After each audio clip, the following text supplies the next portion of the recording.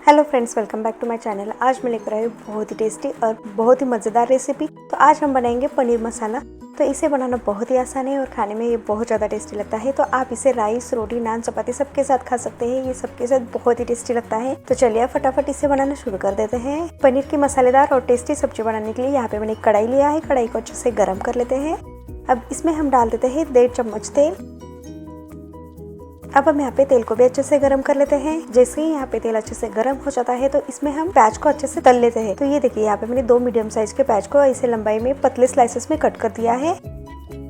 और यहाँ पे हमें फ्लेम को मीडियम ही रखना है और मीडियम फ्लेम पे इसे अच्छे से 2 से 3 मिनट तक फ्राई कर लेना है, या फिर तब तक फ्राई करें जब तक यहाँ पे जो प्याज है दिखने में थोड़ा सा सॉफ्ट और थोड़ा सा ट्रांसलेशन दिखे। आप चाहे तो इसे कंटिन्यूसली चलाते हुए भी फ्राई कर सकते हैं। अगर आप यहाँ पे कंटिन्यूसली फ्राई करने वाले तो आप यहाँ पे फ्लेम को हाई भी रख सकते हैं, या फिर आपको बीच बीच में चलाते रहना है तो आप यहाँ पे मीडियम फ्लेम पे ही अच्छे से फ्राई करें। तो ये देखिए, यहाँ पे आप देख सकते हैं कि जो प्याज है दिखने में थोड़ा सा ट्रांसलूसेंट भी दिखने लगा है और सॉफ्ट भी दिखने लगा है। तो इस स्टेज पे हम इसमें डाल देते हैं 2 इंच अदरक। तो यहाँ पे मैंने अदरक को बारीक पीसेस में कट कर दिया है और साथ में ही डाल देते हैं 7 से 8 लहसुन की कलियां और इसे भी हम अच्छे से फ्राई कर लेते हैं 2 से 3 मिनट तक। तो ये देखिए, यहाँ पे टोटल 4 से 5 मिनट हो चुके हैं और यहाँ पे आप देख सकते हैं कि जो प्याज है दिखने में एकदम लाइट ब्राउन कलर दिखने लगा है और साथ में ही प्याज और लहसुन अच्छे से फ्राई हो चुका है। तो हमें यहाँ पे इसे इतना ही फ्राई कर लेना है और इस स्टेज पे हम गैस को बंद कर देते हैं और इसे हम अच्छे से ठंडा कर लेते हैं। इसके बाद इसका एक मसाला पेस्ट बनाकर तैयार कर लेना है। तो ये देखिए, यहाँ पे मसाले अच्छे से ठंडा हो चुका है। तो इसे हम एक प्लेट में निकाल देते हैं, या फिर आप चाहे तो डायरेक्टली ब्लेंडिंग जार में भी डाल सकते हैं, लेकिन यहाँ पे मैंने इसे एक प्लेट में निकाल दिया है। उसके बाद यहाँ पे मैंने ब्लेंडिंग जार में डाल दिया है। तो ये देखिए, यहाँ पे मैंने इसे एक प्लेट में निकाल दिया है और अब चलते हैं इसे पीसने की तरफ। तो इसके लिए यहाँ पे मैंने एक ब्लेंडिंग जार लिया है और इसमें हम डाल देते हैं प्याज, अदरक और लहसुन। तो यहाँ पे मैंने पूरा प्याज, अदरक और लहसुन को अच्छे से डाल दिया है। अब इसके बाद हम यहाँ पे जार का ढक्कन लगा देते हैं और इसका एक स्मूथ पेस्ट बनाकर तैयार कर लेते हैं। तो हमें यहाँ पे याद रखना है कि इसमें पानी बिल्कुल नहीं डालना है। तो ये देखिए, यहाँ पे मैंने मसाले को अच्छे से पीस कर तैयार कर लिया है और यहाँ पे आप देख सकते हैं कि जो मसाले एकदम फाइन पेस्ट बनाकर तैयार कर लिया है। अगर यहाँ पे पीसते समय जरूरत पड़े तो आप यहाँ पे 2 से 4 चम्मच इतना पानी डाल सकते हैं और इसे अच्छे से पीस सकते हैं। तो यहाँ पे मैंने ये पिसा हुआ मसाले को एक प्लेट में निकाल देते हैं, क्योंकि हमें यहाँ पे ये सेम ब्लेंडिंग जार का इस्तेमाल कर लेना है। तो इसलिए यहाँ पे मैंने इसे एक प्लेट में निकाल दिया है और अब हम यहाँ पे इसे सेम ब्लेंडिंग जार में टमाटर डाल देते हैं। तो यहाँ पे मैंने 2 मीडियम साइज के टमाटर को रफली चॉप कर दिया है और इस सारे टमाटर को अच्छे से डाल देते हैं। और टमाटर पीसते समय हमें यहाँ पे पानी डालने की जरूरत नहीं होती है, क्योंकि टमाटर में खुद का ही पानी होता है और इससे ये बहुत ही स्मूथली पेस्ट बनकर तैयार हो जाता है। तो ये देखिए, यहाँ पे मैंने टमाटर का प्यूरी अच्छे से बनाकर तैयार कर लिया है। तो यहाँ पे हमारे मसाला पेस्ट भी रेडी है और साथ में ही ये टमाटर प्यूरी भी रेडी है। तो अब चलते हैं अगले प्रोसेस में। तो यहाँ पे मैंने फिर से सेम कढ़ाई लिया है। अब हम यहाँ पे फ्लेम को ऑन कर देते हैं और इसमें हम डाल देते हैं 2 चम्मच तेल। तेल को अच्छे से गर्म कर लेते हैं। तो हमें यहाँ पे फ्लेम को लो ही रखना है। जैसे ही यहाँ पे तेल अच्छे से गर्म हो जाता है तो इसके बाद इसमें हम खड़े मसाले ऐड कर लेते हैं। तो अब इसमें हम डाल देते हैं 3 से 4 लौंग, साथ में ही डाल देते हैं 4 से 5 काली मिर्च, 2 इंच दालचीनी का टुकड़ा डाल देते हैं और साथ में ही डाल देते हैं 2 तेज पत्ता, 1 लाल मिर्च को मैंने बीच में से तोड़ दिया है। अब इसके बाद इसमें हम डाल देते हैं आधी छोटी चम्मच जीरा। अब हम यहाँ पे फ्लेम को लो ही कर देना है और इन सारे खड़े मसाले को कुछ सेकंड के लिए फ्राई कर लेते हैं, ताकि इन सबका फ्लेवर तेल में अच्छे से उतर जाए और हमारी पनीर की सब्जी एकदम टेस्टी बने। तो हमें यहाँ पे याद रखना है कि इसे कुछ सेकंड के लिए फ्राई कर लेना है और फ्लेम को लो ही रखना है।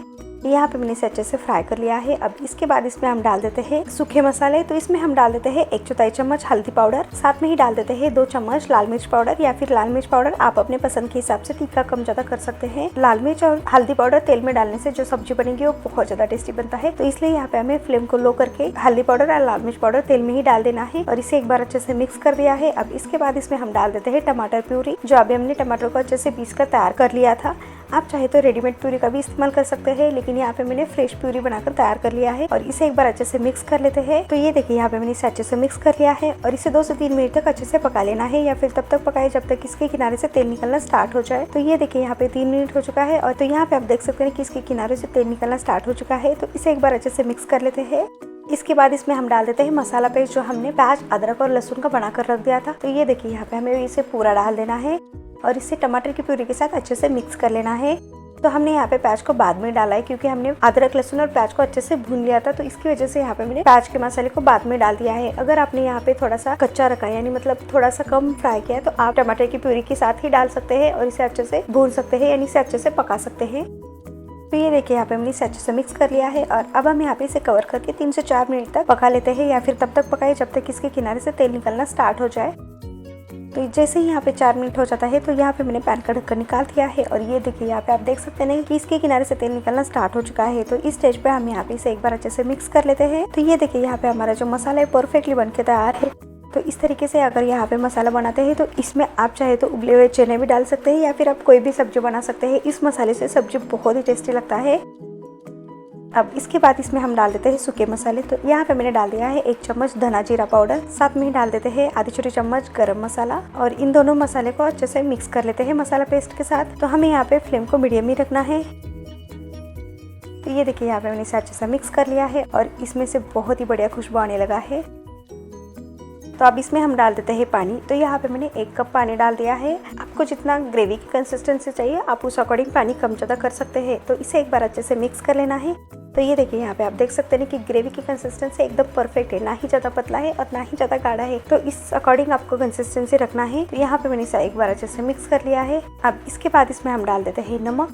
तो यहाँ पे मैंने 1 चम्मच नमक डाल दिया है। आप अपने टेस्ट के अकॉर्डिंग नमक डाल सकते हैं। नमक को भी हम अच्छे से मिक्स कर लेते हैं। अब हम यहाँ पे इसे कवर कर लेते हैं और एक उबाल आने तक अच्छे से पका लेते हैं। तो हमें यहाँ पे मीडियम फ्लेम ही रखना है। तो इसमें एक उबाल आने के लिए 2 से 3 मिनट कम से कम लग सकते हैं। तो जैसे ही यहाँ पे 3 से 4 मिनट हो जाता है तो ये देखिए यहाँ पे मैंने पैन का ढक्कन निकाल दिया है और यहाँ पे आप देख सकते हैं कि इसके ऊपर कितना बढ़िया सा तेल दिखने लगा है और कलर भी कितना प्यारा दिखने लगा है। तो इसे एक बार अच्छे से मिक्स कर लेते हैं।